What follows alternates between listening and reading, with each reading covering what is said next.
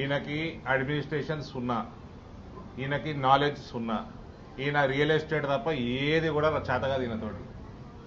ఈయన పెద్ద real estate ముఖ్యమంత్రి. ఈయన ఈ డజంట్ నో ఎనీథింగ్. ఇలా రాహుల్ గాంధీకి చెప్తా ఉన్నా, నీకు కమిషన్ లేకపోతే ఇది అమ్ముకుని 40,000 కోట్లు ఏదైతే వస్తాయో అందులో నీకు పర్సంటేజ్ లేకపోతే నువ్వు ఇమీడియట్ గా రేవంత్ రెడ్డిని ఆపమను. విద్యార్థుల ముసుగులో ఏవైతే గత ప్రభుత్వ పెద్దలు రెచ్చగొట్టి పేమెంట్ టీమును పంపించి అరాచకాన్ని సృష్టించే ఈ ప్రభుత్వం ఉపేక్షించలేదు కూడా. ఈ ప్రభుత్వం యొక్క చిత్తశుద్ధి ఏంటో, ఈ ప్రభుత్వం యొక్క నిజాయితీ ఏంటో, ఈ సెంట్రల్ యూనివర్సిటీ అంటే మీరు ఏర్పాటు చేసింది కాదు, కాంగ్రెస్ ప్రభుత్వం. ఆనాడు కాంగ్రెస్ ప్రభుత్వం శ్రీమతి సోనియా గాంధీ 10 సంవత్సరాలు అధికారంలో ఉన్న టీఆర్ఎస్ పార్టీ ఆనాడు కేసు గెలిచినప్పటికి కూడా, ఆనాడు సుప్రీంకోర్టులో కేసు గెలిచింది కూడా, ఇది విశ్వవిద్యాలయానికి సంబంధించిన భూమి, పర్యావరణం దెబ్బతినే ఆస్కారం ఉంది. ఇంతకుముందు మామూలు చెప్పినట్టుగా 700 పైచిలకు స్పీసీస్ అలా జీవనం కొనసాగిస్తూ ఉన్నాయి. అక్కడ మెడిసినల్ ప్లాంట్స్ ఉన్నాయి.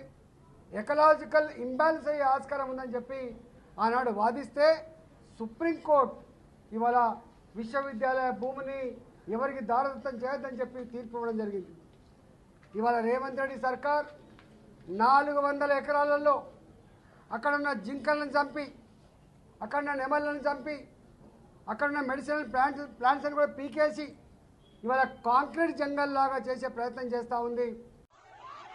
ఎవరో ప్రైవేట్ వ్యక్తి చేతుల్లో పోయిన 400 ఎకరాలు కాపాడి అక్కడ కూడా ఇటువంటి సాఫ్ట్వేర్ ఇండస్ట్రీకి సంబంధించినటువంటి మన నిరుద్యోగ యువకులు చదువుకుని యూనివర్సిటీస్ నుంచి చదువుకొని బయటకు వచ్చేటువంటి నిరుద్యోగ యువకులకి మంచి ఉద్యోగ అవకాశాలు దొరికేటట్టుగా ఒక ఇంటర్నేషనల్ సంబంధించినటువంటి సాఫ్ట్వేర్ ఇండస్ట్రీస్ తీసుకొచ్చి అక్కడ ఏర్పాటు చేయడం కోసం ప్రయత్నం చేస్తే వాళ్ళందరికీ మళ్ళీ ఉద్యోగ అవకాశాలు వస్తాయి కదా అని ఆలోచనతో మేము చేస్తున్నాం తప్ప వేరే ఆలోచనే లేదు ఇక్కడ మాకు.